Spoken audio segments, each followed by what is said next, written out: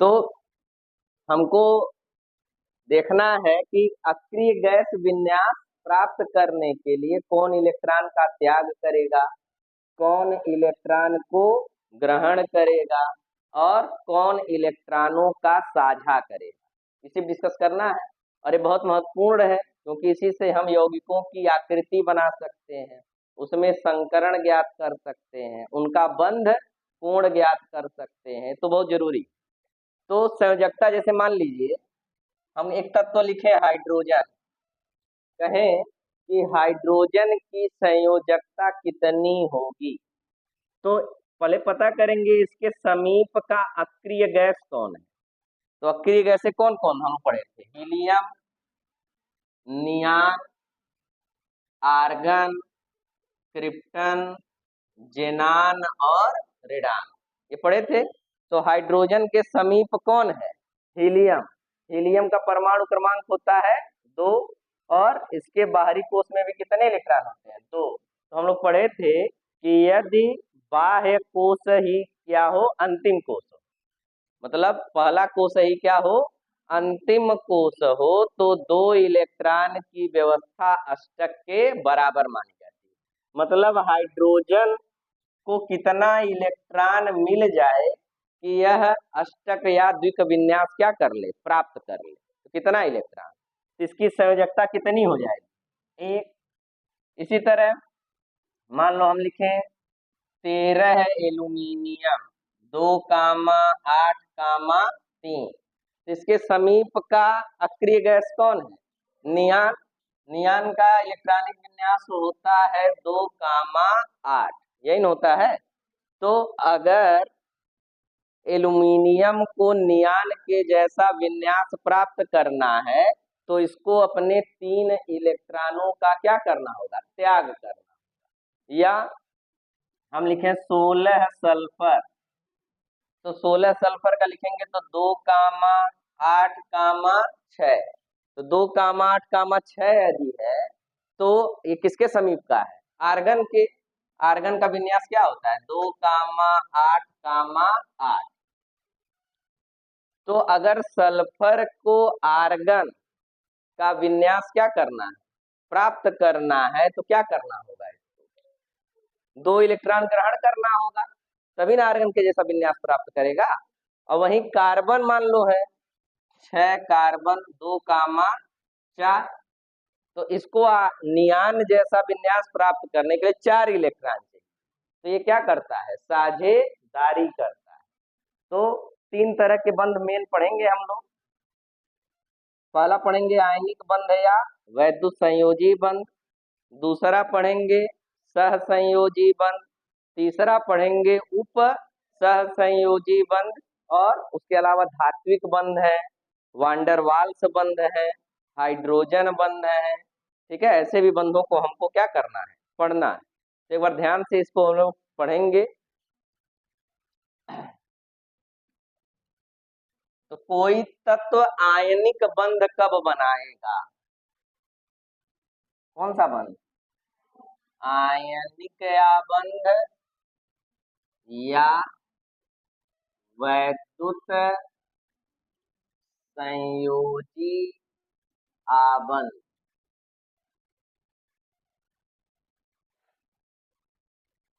Ionic bond और electrovalent bond. तो जब भी कोई वैद्युत धनात्मक तत्व वैद्युत ऋणात्मक तत्व से क्या करता है? संयोग करता है, तो वहां कौन सा बंध बनता है? आयनिक बंध या वैद्युत संयोजी बंध। या दूसरे शब्दों में समझा जाए तो जब एक धातु एक अधातु से क्या करता है? संयोग करता है, तब भी कौन सा बंध बनता है? आयनिक बंध। जैसे मान लो एक यौगिक है NaCl, तो Na क्या है? क्षार धातु है, और Cl क्या है? हैलोजन, मतलब सोडियम धातु है और Cl क्या है? अधातु है। इन दोनों के बीच जब भी संयोग होगा तो कौन सा बंध बनना है? आयनिक आबंध बनना है तो यहाँ पर क्या करेंगे, इलेक्ट्रॉनिक विन्यास लिखेंगे। सोडियम का लिखेंगे तो 2,8,1 और Cl का लिखेंगे तो 2,8,7। ठीक है, तो सोडियम के बाहरी कोश में कितने इलेक्ट्रॉन, एक। Cl के बाहरी कोश में 7, 1 2 3 4 5 6 7। इन प्रतीकों को हम कहते हैं लुईस बिंदु प्रतीक। क्या कहते हैं, लुईस बिंदु प्रतीक। लुईस नामक वैज्ञानिक ने इस प्रतीक की खोज की थी। इनके अनुसार कि किसी भी तत्व के बाह्य कोश में जितने इलेक्ट्रॉन उपस्थित होते हैं उन इलेक्ट्रॉनों को हम क्या कहते हैं, संयोजी इलेक्ट्रॉन। और उन संयोजी इलेक्ट्रॉनों को दर्शाने के लिए हम या तो डॉट का प्रयोग करें या क्रॉस का प्रयोग करें या छोटा सा सर्कल बना दें, तो उन प्रतीकों को हम कहते हैं लुईस बिंदु प्रतीक। तो यहाँ पर हम लुईस बिंदु प्रतीक बना दिए हैं। सोडियम के बाहरी कोश में 1 था, Cl के बाहरी कोश में 7 था। सोडियम को नियान का इलेक्ट्रॉनिक विन्यास प्राप्त करने के लिए एक इलेक्ट्रॉन त्यागना है और Cl को आर्गन का विन्यास प्राप्त करने के लिए एक इलेक्ट्रॉन क्या करना है, ग्रहण करना है। तो सोडियम अपना एक इलेक्ट्रॉन किसको दे देगा, Cl को। तो सोडियम के ऊपर कौन सा चार्ज आ जाएगा, प्लस, और Cl के ऊपर कौन सा चार्ज आ जाएगा, माइनस। तो यहाँ पर आयन बन गए ना, एक धनायन बन गया और एक ऋणायन। तो जो देता है वो धनी होता है और जो लेता है वह ऋणी होता है। तो जो जितने इलेक्ट्रॉनों का त्याग करेगा उसके ऊपर उतना ही धनात्मक आवेश आएगा और जो जितना इलेक्ट्रॉन ग्रहण करेगा उसके ऊपर उतना ही ऋणात्मक आवेश आएगा। तो सोडियम एक इलेक्ट्रॉन त्यागा है तो उसके ऊपर एक धनावेश, और Cl एक इलेक्ट्रॉन ग्रहण किया है तो उसके ऊपर एक ऋणावेश।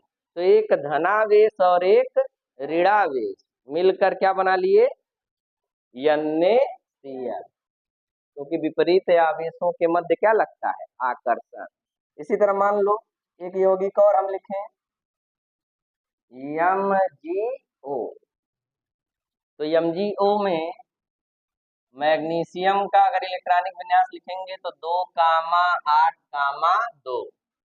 8 है ऑक्सीजन है, 2,6। तो मैग्नीशियम को नियान का विन्यास प्राप्त करने के लिए 2 इलेक्ट्रॉनों का त्याग करना है और ऑक्सीजन को नियान का विन्यास प्राप्त करने के लिए 2 इलेक्ट्रॉन क्या करने पड़ेंगे, ग्रहण करने पड़ेंगे। तो लुईस बिंदु प्रतीक इनका अगर हम लिख दें, Mg के बाहरी कोश में कितने हैं, 2, और ऑक्सीजन के बाहरी कोश में 1 2 3 4 5 6। तो 6 है तो 2 इलेक्ट्रॉन मैग्नीशियम किसको दे देगा, ऑक्सीजन को। मैग्नीशियम कितना इलेक्ट्रॉन का त्याग किया, 2। इसके ऊपर कितना धनावेश, 2 धनावेश, और ऑक्सीजन के ऊपर कितना ऋणावेश। तो 2 प्लस और 2 माइनस मिल के क्या बना लेंगे यहाँ पर, MgO, और उदासीन हो जाए। तो इसी नाते जो वैद्युत संयोजी यौगिक होते हैं वह ठोस अवस्था में विद्युत के कुचालक होते हैं, क्योंकि ठोस अवस्था में ये आयन के रूप में नहीं, क्योंकि वैद्युत का जो चालन है वह 2 विधियों द्वारा होता है, या तो आयनों द्वारा और या तो मुक्त इलेक्ट्रॉनों द्वारा। तो यहाँ पर आयन है लेकिन वो आपस में मिलके क्या हो चुके हैं, उदासीन। लेकिन अगर इनको जल में घोल दिया जाए, आयनिक यौगिकों को जल में क्या किया जाए, घोल दिया जाए, तो यह आयनों में टूट जाते हैं और उस अवस्था में यह विद्युत का क्या करने लगते हैं, चालन करने लगते हैं। क्लियर है इतना। अब हम लोग देखेंगे सहसंयोजी आबंध। तो सहसंयोजी आबंध कब बनेगा, क्या परिस्थितियां बनेंगी।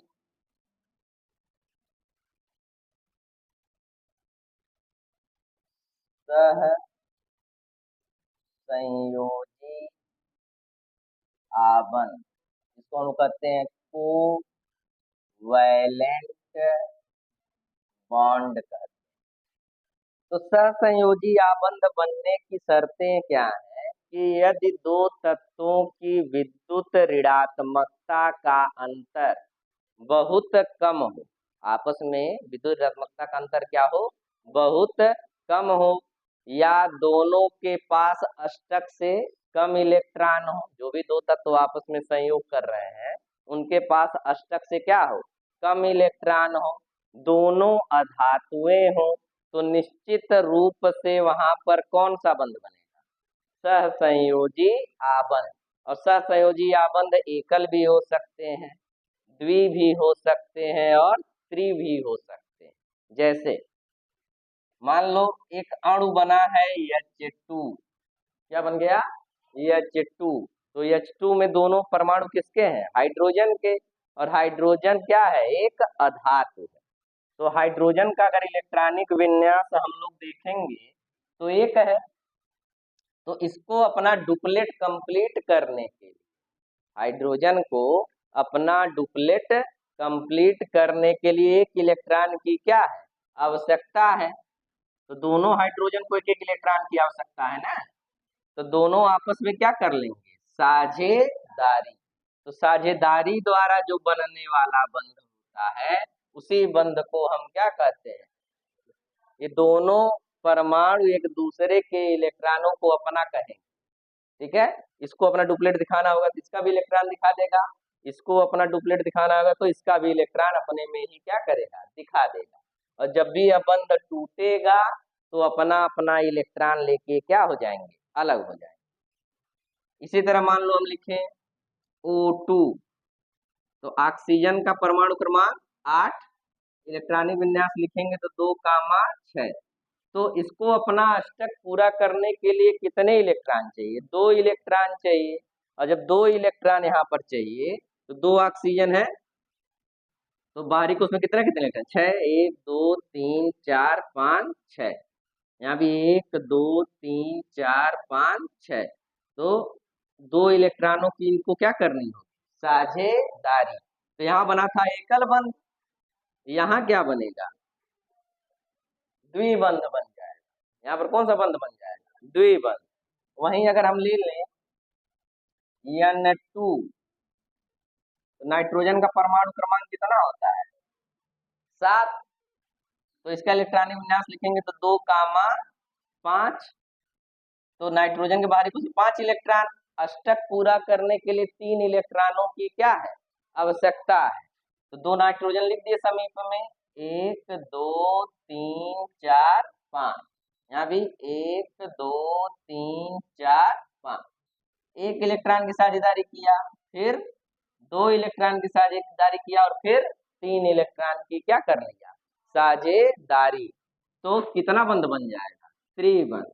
तो सहसंयोजी आबंध जो होते हैं वह एकल बंध भी बनाते हैं, द्विबंध भी बनाते हैं और त्रिबंध भी बनाते हैं। अब ये तो मान लो समान तरह के परमाणु थे, अगर 2 भिन्न प्रकार के परमाणु हों तब भी सहसंयोजी आबंध बनता है। अब कैसे बनता है उसको देखा जाएगा। जैसे हमको बनाना हो संरचना HCl का, हमको किसका संरचना बनाना है, HCl का संरचना बनाना है, तो यहाँ पर हाइड्रोजन का विन्यास क्या हो जाएगा, 1, और 17 Cl का विन्यास क्या हो जाएगा, 2, 8, 7। तो हाइड्रोजन को अपना डुप्लेट कंप्लीट करने के लिए एक इलेक्ट्रॉन चाहिए, और Cl को अपना ऑक्टेट कंप्लीट करने के लिए एक इलेक्ट्रॉन चाहिए। दोनों को एक एक इलेक्ट्रॉन की आवश्यकता है, दोनों को आवश्यकता है ना, तो जब दोनों को आवश्यकता है तो दोनों एक एक इलेक्ट्रॉन का क्या करेंगे, साझेदारी करेंगे। तो यहाँ H के बाहरी कोश में 1 और Cl के बाहरी कोश में 7, 1 2 3 4 5 6 7, तो एक इलेक्ट्रॉन की क्या करनी है यहाँ पर, यहाँ बन जाएगा H सिंगल बॉन्ड Cl। फिर यही मान लो NH3 की संरचना बनानी है, तो 7 नाइट्रोजन का विन्यास क्या हो जाएगा, 2, 5, हाइड्रोजन का कितना हो जाएगा, 1, तो नाइट्रोजन को अपना ऑक्टेट कंप्लीट करने के लिए कितने इलेक्ट्रॉन चाहिए? 3। और हाइड्रोजन को अपना डुप्लेट कंप्लीट करने के लिए कितना इलेक्ट्रॉन चाहिए? 1। तो नाइट्रोजन को अपना ऑक्टेट कंप्लीट करने के लिए कितने हाइड्रोजन की आवश्यकता होगी? 3 हाइड्रोजन की क्या होगी? तो नाइट्रोजन के पास 3 हाइड्रोजन क्या करेंगे? लिख देंगे। इसके बाहरी कोश में कितने इलेक्ट्रॉन? 5। 1 2 3 4 5। और हाइड्रोजन बाहरी कोश में एक एक इलेक्ट्रॉन ना, तो एक एक इलेक्ट्रॉन की क्या कर लेगा? ये साझेदारी। तो हाइड्रोजन, तीनों हाइड्रोजन का डुप्लेट कंप्लीट हो गया और नाइट्रोजन का क्या कंप्लीट हो गया? ऑक्टेट कंप्लीट हो गया। आ रहा है समझ में ना? अब इसके बाद आएंगे हम उपसहसंयोजी आबंध। उपसहसंयोजी आबंध वाले केस में क्या होता है कि सहसंयोजी आबंध बनाने के पश्चात भी यदि किसी का ऑक्टेट कंप्लीट नहीं हो रहा है, तो जिसके पास एकाकी इलेक्ट्रॉन युग्म बचे होते हैं वह उस एकाकी इलेक्ट्रॉन युग्म का क्या करता है? दान करता है। तो जो देता है उसको हम दाता कहते हैं और जो लेता है उसको ग्राही कहते हैं। कैसे बनेगा उपसहसंयोजी आबंध, उसको भी देख लिया जाए। उपसहसंयोजी आबंध तो कहेंगे कोआर्डिनेशन बॉन्ड। क्या कहेंगे? Coordination bond. जैसे एक यौगिक हम लिखें H2O2, ये है हाइड्रोजन पराक्साइड। अब हाइड्रोजन पराक्साइड वाले केस में जब इसकी संरचना बनाने जाएंगे तो हमको पता है हाइड्रोजन के बाहरी कोश में 1 इलेक्ट्रॉन, ऑक्सीजन के बाहरी कोश में 6। तो यहाँ पर ये आपस में बंध बना लिए, तो दोनों हाइड्रोजन और एक ऑक्सीजन का विन्यास अस्थाई हो गया। इन दोनों का डुप्लेट कंप्लीट हो गया, इस ऑक्सीजन का ऑक्टेट कंप्लीट हो गया। तो जो दूसरा ऑक्सीजन बचा है इसका तो ऑक्टेट कंप्लीट हुआ नहीं, तो कैसे कंप्लीट होगा? इसके बाद 2 एकाकी इलेक्ट्रॉन युग्म बचे। युग्म मतलब जोड़ा, तो एक जोड़ा इलेक्ट्रॉन की आवश्यकता है तो इससे मांग लेगा। यहाँ क्या बन जाएगा? H single bond O single bond H coordinate bond O। या मान लो एक और यौगिक लिखें SO2 सल्फर डाई ऑक्साइड। तो सल्फर के बाहरी कोश में 6 इलेक्ट्रॉन होते हैं और ऑक्सीजन के भी बाहरी कोश में 6। दोनों को केवल 2-2 इलेक्ट्रॉनों की क्या है? आवश्यकता है। तो यहाँ पर हो गया 1 2 3 4 5 6। यहाँ भी 1 2 3 4 5 6। यहाँ भी 1 2 3 4 5 6। तो किसी एक ऑक्सीजन के साथ मान लो ये सल्फर द्विबंध बना लिया, तो इन दोनों का तो अष्टक क्या हो गया? पूरा हो गया। लेकिन इस ऑक्सीजन का अष्टक नहीं पूरा हुआ, जिसके पास 2 एकाकी इलेक्ट्रॉन युग्म बचे हैं, अगर एक इसका दान कर दे तो इसका भी अष्टक क्या हो जाएगा? पूरा हो जाएगा ना। तो यहाँ पर क्या करेगा? ये एक जोड़ा इलेक्ट्रॉन इसको उधार दे देगा, तो यहाँ बन जाएगा S double bond O coordinate bond O। तो ये हो गया आपका उपसहसंयोजी आबंध। अब आते हैं धात्विक आबंध पर। तो धात्विक आबंध जो है कि 2 धातु परमाणु जिस आकर्षण बल द्वारा आपस में क्या होते हैं? बंधे होते हैं, उसी को हम क्या कहते हैं? धात्विक आबंध। क्लियर है इतना? अब और भी बंधों पर चर्चा करना है, लेकिन उससे पहले हम कुछ संरचनाओं पर डिस्कस कर लें। जो संरचनाएं नहीं बन पाती हैं, कई बार दिक्कत होता है। जैसे एक संरचना है एक यौगिक हम बनाएंगे और उसकी संरचना बनाने का प्रयास किया जाए।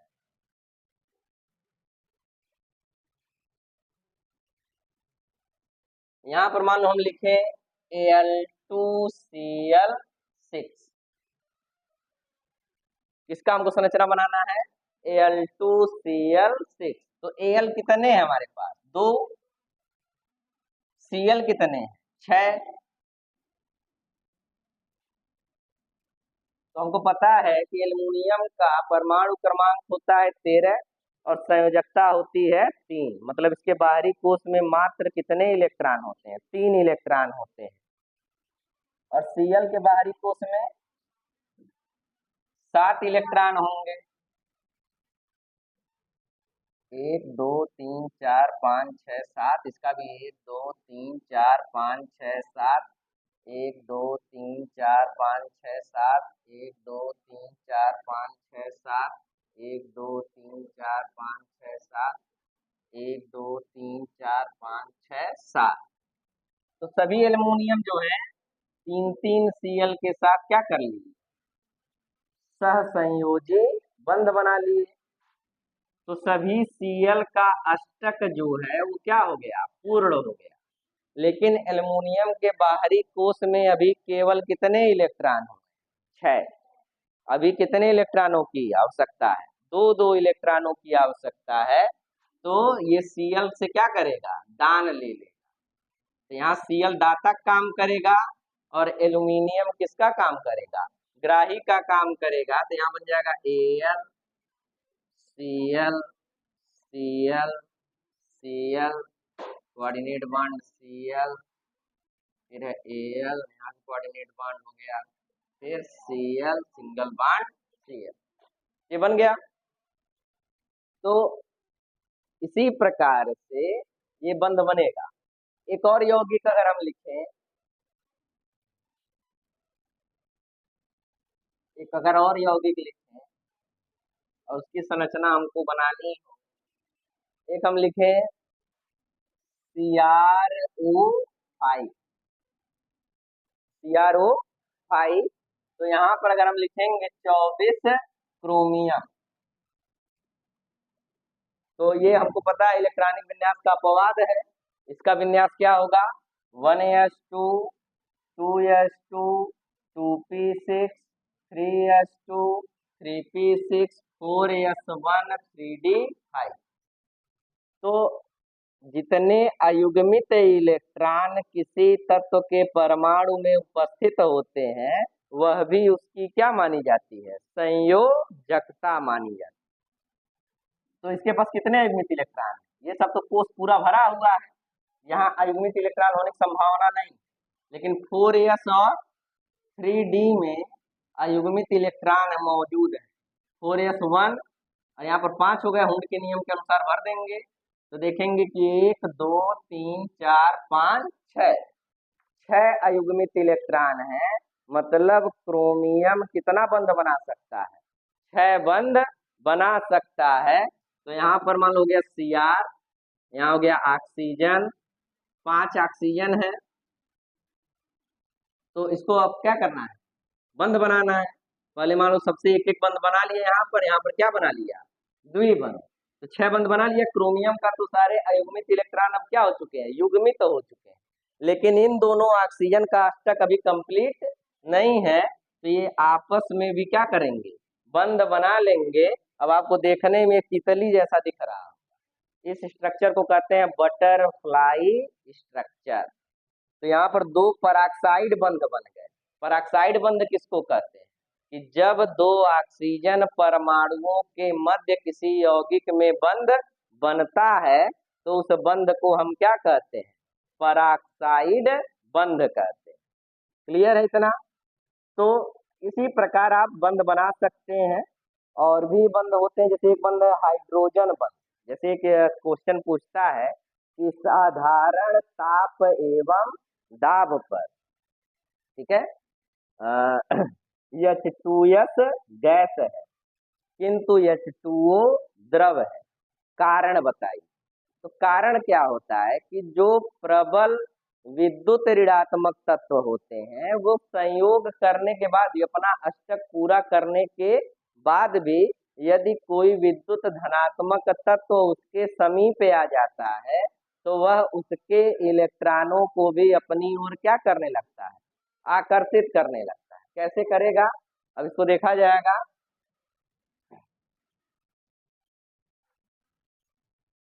जैसे H2O है, H2O संरचना कुछ इस तरह से बनती है, क्यों, मान लो जल है तो बहुत सारे अणु है जल के। तो H2S फार्मूला सेम है, H2S और H2O फार्मूला सेम है ना।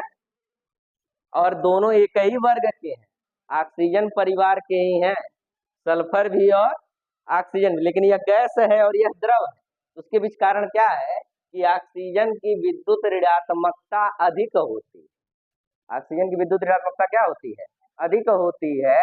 तो वह हाइड्रोजन का तो बंध बना के अपना अष्टक कंप्लीट कर चुका है, लेकिन वह बगल वाले हाइड्रोजन को भी अपनी ओर क्या करने लगता है? खींचने लगता है, जिससे अणु समीप आ जाते हैं और वो गैस अवस्था की जगह किस अवस्था में बदल जाता है? द्रव अवस्था। ये जो डॉटेड लाइन हम खींचे हैं, इसी को हम क्या कहते हैं? हाइड्रोजन बॉन्ड या हाइड्रोजन बंध। क्लियर है इतना? एक बार घर पे फिर से इसको दोबारा क्या कर लीजिएगा, पढ़ लीजिएगा, रिवीजन कर लीजिएगा, कुछ संरचना उठाइएगा, बनाने का प्रयास करिएगा। जो नहीं बनेगा अगले लेक्चर में उसको क्या किया जाएगा? बनवाया जाएगा। बहुत बहुत धन्यवाद। चैनल को जरूर लाइक, शेयर और सब्सक्राइब करिए। धन्यवाद।